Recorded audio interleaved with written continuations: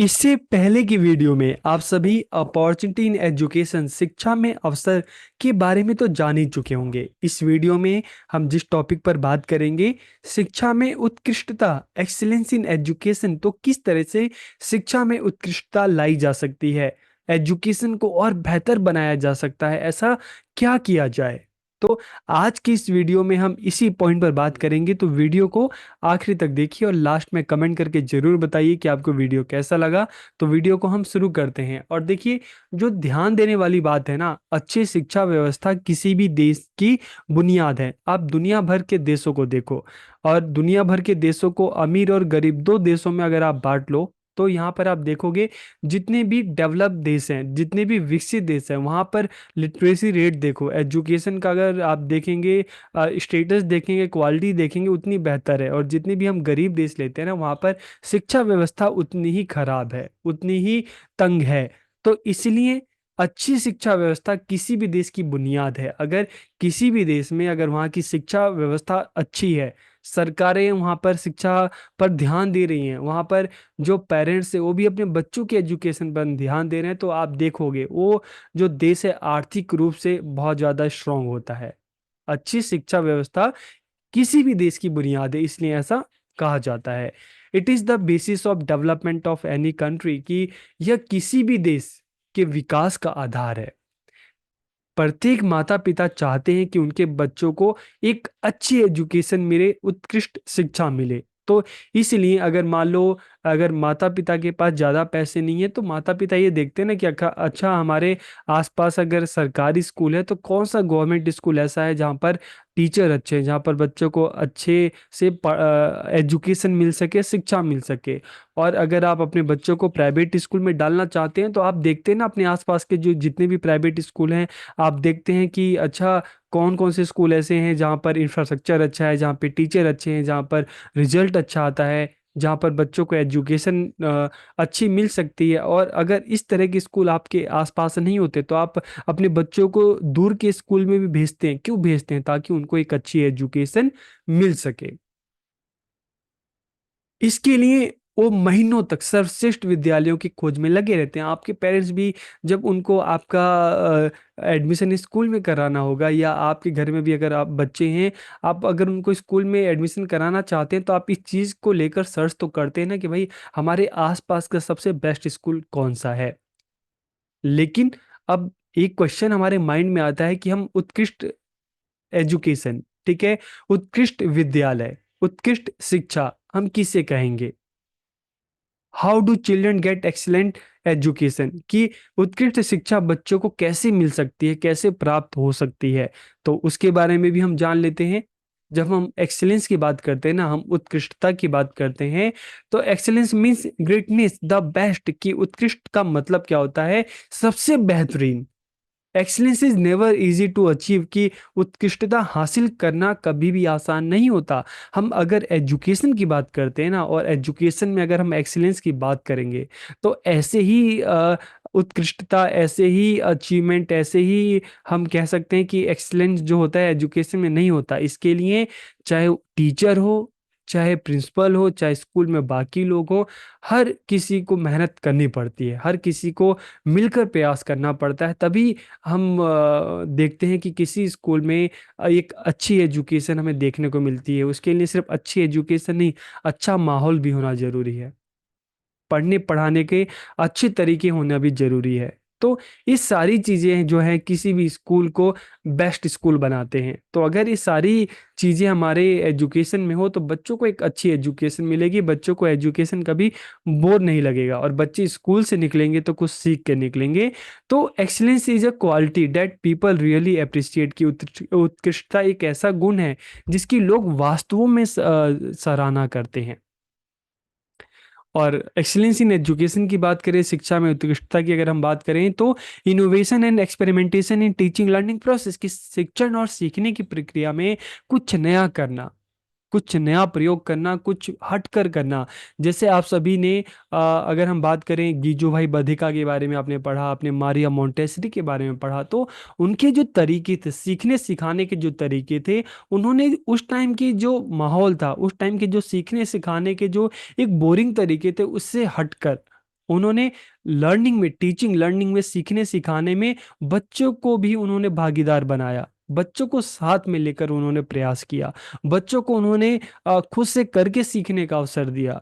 तो सीखने सिखाने की प्रक्रिया में कुछ नया करना, कुछ नवाचार लाना, एक्सपेरिमेंट करना, तभी तो हम कहेंगे ना कि हाँ, कुछ नया हो रहा है। जब कुछ नया होगा, कुछ इनोवेटिव होगा, तभी तो चेंज आएगा। तभी तो टीचिंग लर्निंग में जो भी खामियां हैं उसको उसको दूर करके टीचिंग लर्निंग को और बेहतर बनाया जा सकता है।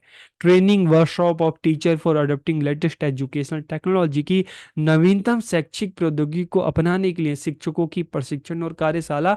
हम अक्सर देख रहे हैं ना, सोसाइटी बदल रही है, पढ़ने पढ़ाने का तरीका बदल रहा है, और पढ़ने पढ़ाने की जो टेक्नोलॉजी है वो भी बदल रही है। एक टाइम बोर्ड हुआ करते थे, फिर ब्लैक बोर्ड से वाइट बोर्ड आए, फिर हम देखते हैं कि चौक वाले की जगह मार्कर वाले बोर्ड आए। अब आप देखेंगे उसके बाद फिर टेलीविजन आए, तो अब हम देखते हैं स्मार्ट बोर्ड आ गए, डिजिटल बोर्ड आ गए। तो इस तरह की जब नई नई टेक्नोलॉजी आ रही है ना, तो टीचर को भी उस टेक्नोलॉजी के हिसाब से तैयार करना, और उसके लिए क्या करना चाहिए, उसके लिए स्कूल में वर्कशॉप होनी चाहिए। ठीक है, इस तरह के प्रोग्राम्स होने चाहिए, अ, ताकि टीचर्स को भी जो नई टेक्नोलॉजी से इंट्रोड्यूस कराया जा सके। अब टीचर नई टेक्नोलॉजी के साथ बच्चों को नए नए मेथड के थ्रू पढ़ाएंगे, तो बच्चों की लर्निंग भी बेहतर होगी। तो तभी तो एजुकेशन में हम बात करते हैं, एक्सलेंस की बात करते हैं। Optimal utilization of school lab and library की, विद्यालय में जो प्रयोगशालाएं हैं और जो लाइब्रेरी है उसका ज़्यादा से ज़्यादा प्रयोग करना। अक्सर हम देखते हैं, ज़्यादातर गवर्नमेंट स्कूल में हम देखते हैं कि जो स्कूल में जो लाइब्रेरी है, ठीक है, या लैब है, उनका यूज इतना होता ही नहीं है। लेकिन अगर हम चाहते हैं कि स्कूल में बच्चे अच्छे से सीखें, स्कूल का रिजल्ट अच्छा हो, बच्चों की अंडरस्टैंडिंग अच्छी हो, तो इस तरह की, चाहे हम स्कूल लैब की बात करें, लाइब्रेरी की बात करें, इनका फंक्शनल होना बहुत ज़्यादा जरूरी है। इसके अलावा use of mathematics, science, social science and language lab की, स्कूल में मैथ्स के लैब होने चाहिए, साइंस के लैब होने चाहिए, सोशल साइंस के लैब होने चाहिए, लैंग्वेज के लैब होने चाहिए। तभी तो बच्चों को थ्योरेटिकल के साथ साथ प्रैक्टिकल नॉलेज दी जा सकती है। तभी तो बच्चों की जो लर्निंग लेवल है उसको और बढ़ाया जा सकता है। इसके साथ साथ जो हम ICT, information and communication technology की बात कर रहे हैं, हम संप्रेषण तकनीकी की बात कर रहे हैं, तो स्कूल में इसका भी क्लास में ज़्यादा से ज़्यादा यूज किए जाए। जो नई नई टेक्नोलॉजी आ रही है, चाहे हम टेलीविज़न की बात करते हैं, चाहे हम स्मार्ट बोर्ड या डिजिटल बोर्ड की बात करते हैं, हम मोबाइल फ़ोन्स की बात करते हैं, हम लैपटॉप कंप्यूटर की बात करते हैं, आज के टाइम के हिसाब से इन सब चीज़ों की ज़रूरत है, इन सब चीज़ों की नीड है। आज के टाइम के हिसाब से अगर हमें बच्चों को तैयार करना है, तो ये सारी टेक्नोलॉजी होनी चाहिए। तभी तो बच्चे अच्छी चीज़ों से जभी तो बच्चे ज़्यादा से ज़्यादा चीज़ें सीख सकते हैं। तभी तो बच्चे अपने खुद के एफर्ट से भी चीज़ों को सीख सकते हैं, तो इससे उनकी लर्निंग और बेहतर होगी।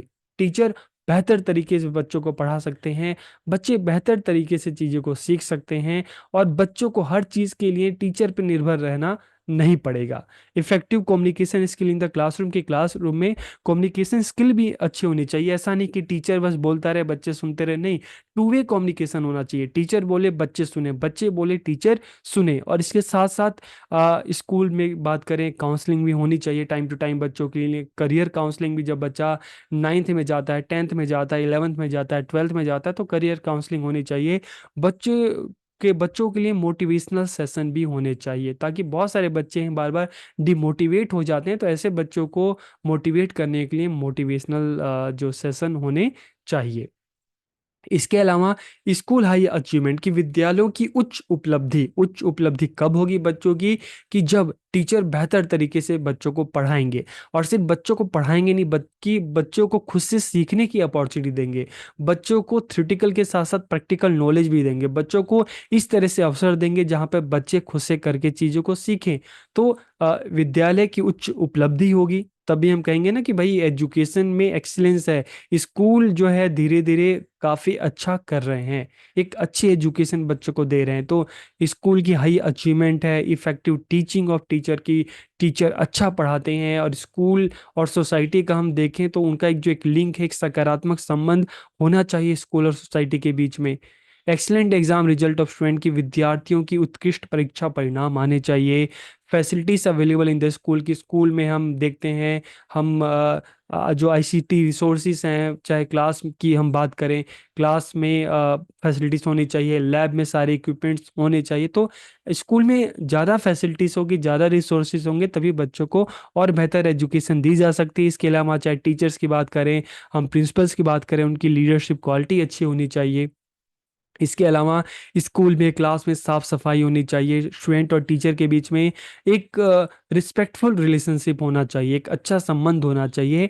और स्कूल में सिर्फ थ्योरी नहीं, बल्कि टाइम टू टाइम अलग अलग एक्टिविटीज़ होनी चाहिए। एक्टिविटीज़ के थ्रू बच्चों को सिखाया जाए, समझाया जाए, बच्चों को इन एक्टिविटीज़ में ज़्यादा से ज़्यादा इंगेज किया जाए। ठीक है, जब ये सारी चीज़ें हम करेंगे तभी एजुकेशन में एक्सलेंस को लाया जा सकता है, एजुकेशन को और बेहतर बनाया जा सकता है, टीचिंग और बेहतर हो सकती है, बच्चों की लर्निंग बहुत बेहतर हो सकती है। तो इस तरह से एजुकेशन को और ज़्यादा इफेक्टिव बनाया जा सकता है जब शिक्षा में इस तरह की उत्कृष्टता लाई जाए, जहाँ पर स्कूल का एनवायरनमेंट अच्छा हो, स्कूल में सारी रिसोर्सेस हो, जहाँ पर टीचर बच्चों को बेहतर तरीके से पढ़ाएं, टेक्नोलॉजी का यूज़ करें, जहाँ पर टीचर वर्तमान टाइम के हिसाब से जो समाज में परिवर्तन आ रहा है, शिक्षा में परिवर्तन आ रहा है, उसके हिसाब से खुद में भी परिवर्तन लाए, नई नई टेक्नोलॉजी के बारे में टीचर्स को पता चले, उन टेक्नोलॉजी का यूज़ करके बच्चों को पढ़ाएं। और बच्चे स्कूल में जब ज़्यादा से ज़्यादा रिसोर्सेज होंगे तो बच्चा भी उनका यूज़ करना सीखेगा, बच्चों को थ्योरी के साथ साथ प्रैक्टिकल नॉलेज भी दी जाए, तभी तो हम एजुकेशन में एक्सीलेंस की हम बात कर सकते हैं। तो वीडियो आपको कैसा लगा कमेंट करके ज़रूर बताइए। आप सबका बहुत बहुत धन्यवाद।